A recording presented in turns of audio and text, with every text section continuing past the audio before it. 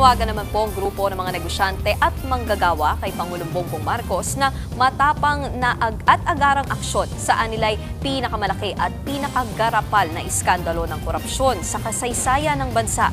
Sa kanilang liham, binigyang diin ng grupo na matagal nang pasan ng mga manggagawa at negosyante ang bigat ng katiwalian sa pamahalaan. Tinuligsa rin ng grupo ang mabagal na pagkilos ng administrasyon kontra korupsyon. Imbis na hold departure orders, lookout bulletins lang daw ang ginawa.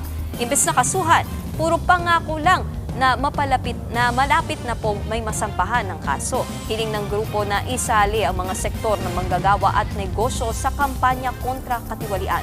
Anila, dapat ding mabigyan ng kapangyarihan ng ICI, kabilang ang subpoena at contempt powers. At dapat isa publiko ang mga investigasyon nito.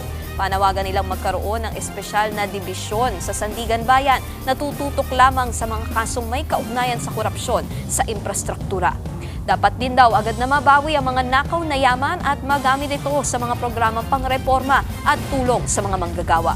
Giit din ng grupo na magkaroon ng reforma sa proseso ng pambansang budget para maging bukas sa iba't ibang sektor mula sa paghahanda pa lang ng National Expenditure Program.